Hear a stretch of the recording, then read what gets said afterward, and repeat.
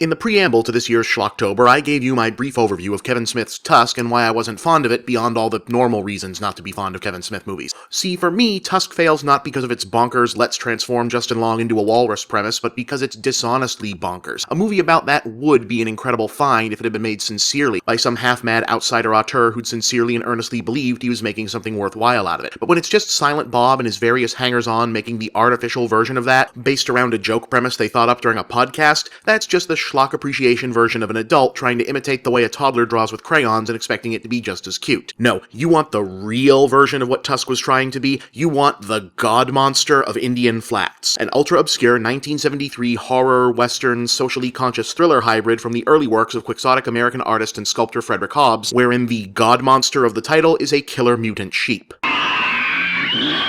Yes, a sheep. Now, there was a horror comedy a few years back with the same kind of presence, but what makes GODMONSTER of Indian Flats stand out is that it's not kidding around at all. The film is a big, surprisingly complex, and insistently serious parable of social corruption, racism, small-town politics, late-period flower-child earnestness, and environmental proselytizing, with a mutant sheep monster as its central hook. You just can't fake this stuff. This may be one of the most important scientific discoveries in history.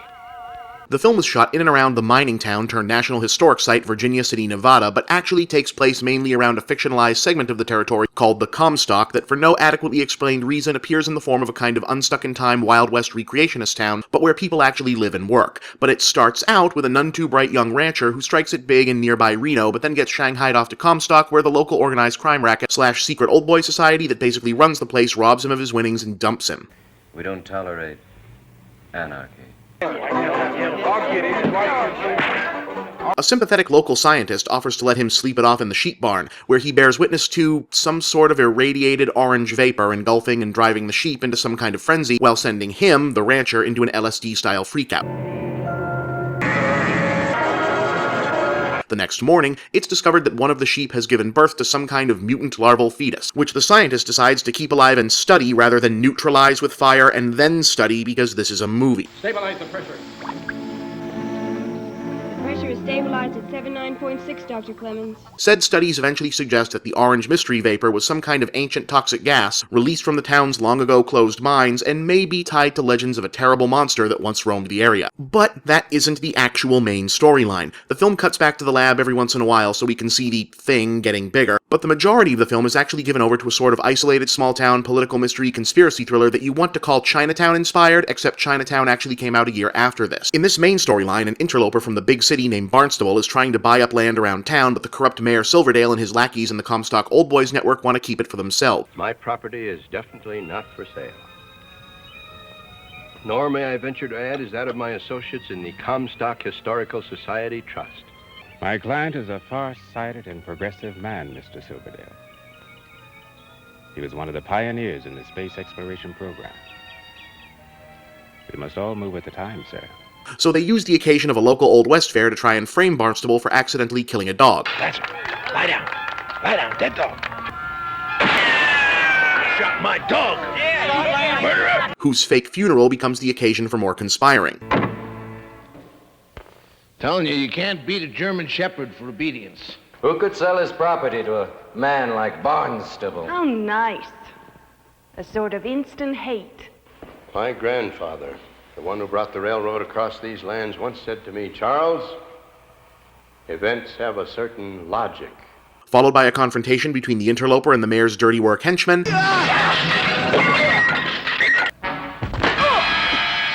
And finally, the unjust imprisonment and attempted lynching of Barnstable. You should have never tried to escape Barnstable. Gee, I can't imagine what this movie about a decaying small town literally stuck in the past resorting to murderous, racially tinged violence in order to prevent change arriving from outside is trying to be about, huh? And it just goes on with the pseudo-surreal cowboy town conspiracy business for so long you'd be forgiven for thinking you'd put on the wrong movie. You haven't restored the past up here, Silverdale. You've destroyed the present. Until an errant grenade tossed during the lynching brawl damages the science lab and the GODMONSTER finally breaks free.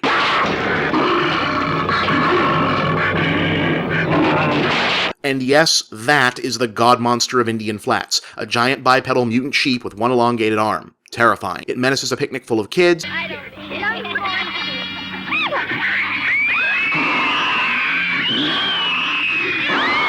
It gets dance hypnotized by a hippie chick.